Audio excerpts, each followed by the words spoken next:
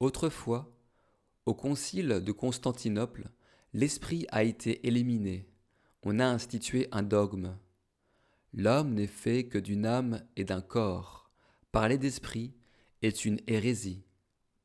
On aspirera sous une autre forme à éliminer l'âme, la vie de l'âme. Et le temps viendra, dans un avenir peut-être pas très lointain, où lors d'un congrès comme celui qui s'est tenu en 1912, on verra se développer encore toute autre chose ou de toute autre tendance feront leur apparition, où l'on dira « parler d'esprit et d'âme, c'est pathologique ». Seuls sont bien portants les gens qui ne parlent jamais que du corps.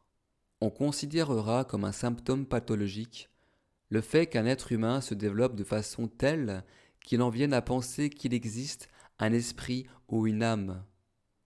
Ces gens seront des malades, et l'on trouvera, soyez-en sûrs, le remède qui agira sur ce mal. Dans le passé, on a éliminé l'esprit. On éliminera l'âme au moyen d'un médicament. En partant d'une saine vue des choses, on trouvera un vaccin grâce auquel l'organisme sera traité dès la prime jeunesse autant que possible, si possible dès la naissance même, afin que ce corps n'en vienne pas à penser qu'il existe une âme et un esprit. Les deux courants, les deux conceptions du monde s'opposeront radicalement. L'une réfléchira à la manière d'élaborer des concepts et des représentations qui soient à la mesure de la réalité véritable, de la réalité d'âme et d'esprit.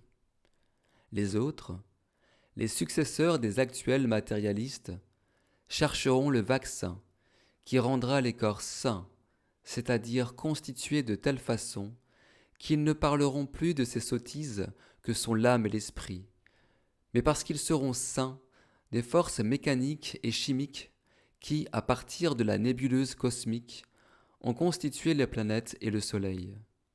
On obtiendra ce résultat en manipulant les corps. On confiera aux médecins matérialistes le soin de débarrasser l'humanité des âmes.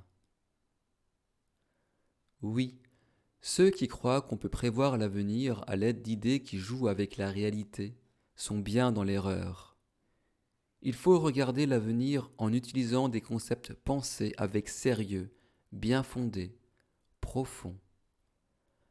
La science spirituelle n'est pas un jeu, elle n'est pas seulement une théorie, elle est, en face de l'évolution, un devoir à remplir.